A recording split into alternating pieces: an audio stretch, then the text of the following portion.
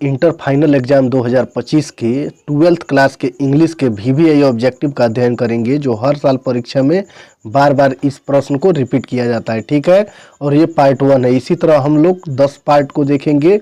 इसमें से 100% सारा का सारा क्वेश्चन आपके एग्जाम में वही रहने वाला है। ठीक है, तो चलिए वीडियो को स्टार्ट करते हैं। यदि आप चैनल पर पहली बार हैं तो चैनल को सब्सक्राइब जरूर कर लीजिए और अपने दोस्तों को भी शेयर जरूर कीजिए। ठीक है, चलिए देखिए क्वेश्चन नंबर 1 में दिया हुआ है कि एटिक सिविलाइजेशन बिलोंग टू, यानी अटारी सभ्यता का संबंध है। एटिक का मतलब होता है अटारी, सिविलाइजेशन का मतलब होता है सभ्यता, और बिलोंग टू का मतलब होता है संबंध। ठीक है, यानी एटिक सिविलाइजेशन बिलोंग टू अटारी सभ्यता का संबंध है।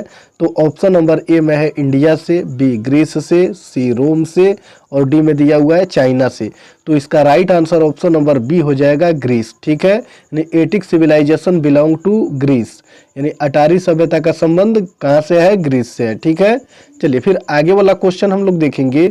देखिए 2 नंबर क्वेश्चन में दिया हुआ है according to Gandhi mind is. देखिए अकॉर्डिंग टू का मतलब होता है के अनुसार, गांधी जी।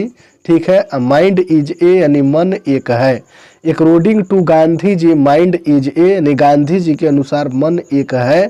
ऑप्शन नंबर ए में दिया हुआ है रेस्टलेस बर्ड, यानी बेचैन पक्षी, बी में रेस्टलेस बॉडी, बेचैन शरीर, सी में दिया हुआ है रेस्टलेस हार्ट, बेचैन दिल, और डी में दिया हुआ है रेस्टलेस सोल, बेचैन आत्मा। तो गांधी जी के अनुसार मन एक क्या है? तो इसका राइट आंसर ऑप्शन नंबर ए हो जाएगा, रेस्टलेस बर्ड। यानी गांधी जी के अनुसार मन जो है एक बेचैन पक्षी है। ठीक है, according to Gandhi mind is a restless bird, यानी गांधी जी के अनुसार जो मन है वो एक बेचैन पक्षी है। चलिए फिर आगे वाला क्वेश्चन हम लोग देखेंगे।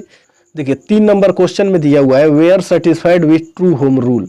सेटिस्फाइड का मतलब होता है संतुष्ट, और ट्रू होम रूल का मतलब होता है सच्चे गृह नियम, और विथ का मतलब के साथ।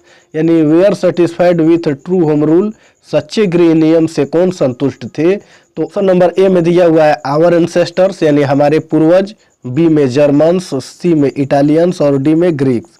सच्चे गृह नियम से कौन संतुष्ट थे? तो इसका राइट आंसर होगा option number A, our ancestors, हमारे पूर्वज।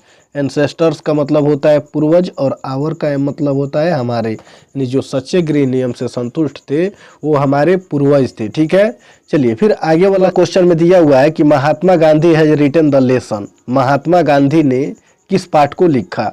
तो ऑप्शन नंबर ए में है द आर्टिस्ट, बी में इंडियन सिविलाइजेशन एंड कल्चर, और सी में दिया हुआ है द अर्थ, और डी में ए पिंच ऑफ स्नफ।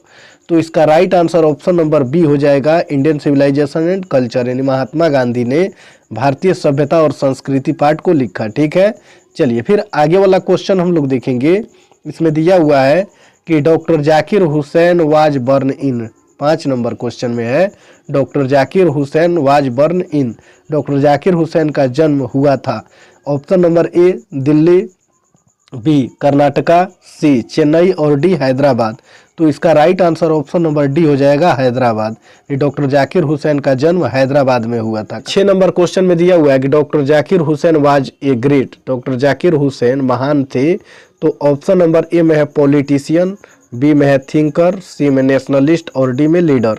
तो इसका right answer option number C हो जाएगा, नेशनलिस्ट, यानी डॉक्टर जाकिर हुसैन एक महान राष्ट्रवादी थे। ठीक है, चलिए फिर आगे वाला क्वेश्चन हम लोग देखेंगे।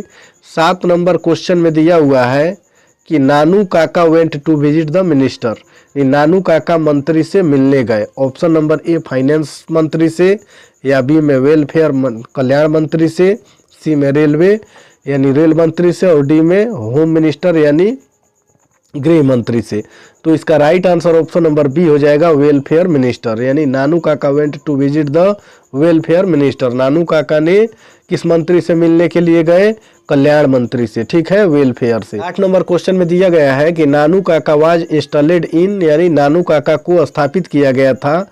Option number A the guest room, यानी अतिथि कक्ष में, बी द ड्राइंग रूम में, सी अथर बेडरूम, लेखक के शयन कक्ष में, और डी में द बरामदा यानी बरामदे में। तो इसका राइट आंसर हो जाएगा option number C, other bedroom, ठीक है, यानी लेखक के शयन कक्ष में।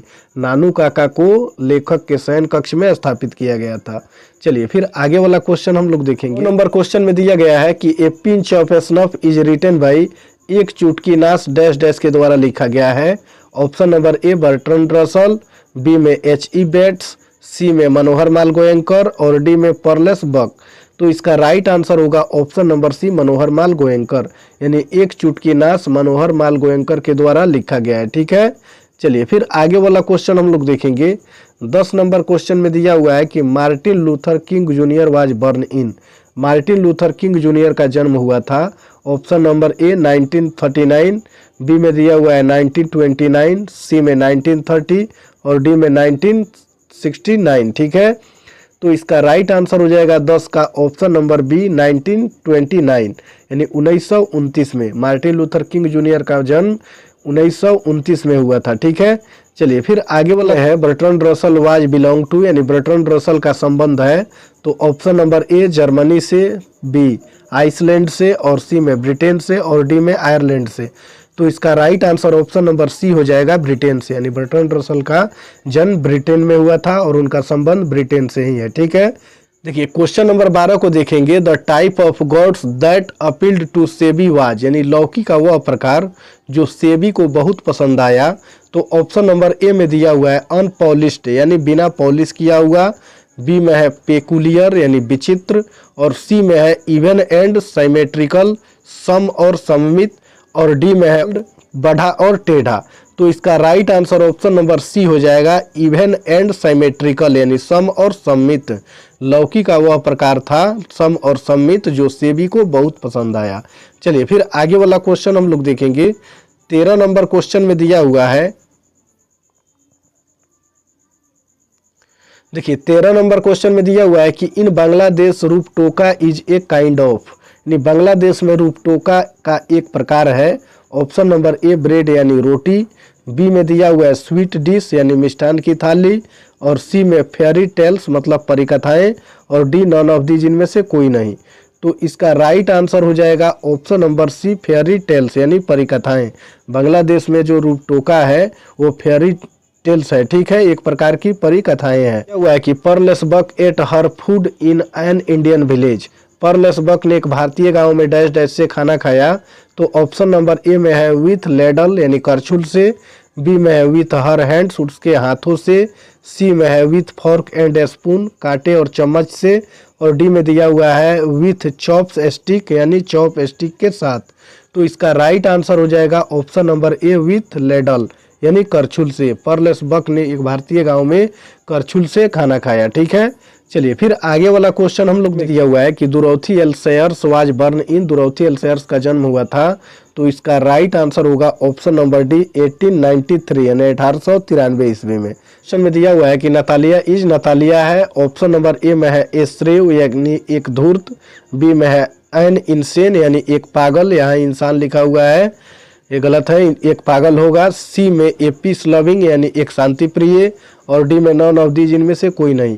तो इसका राइट आंसर हो जाएगा option number C a peace loving, यानी नतालिया जो है वो एक शांति प्रिय है, ठीक है।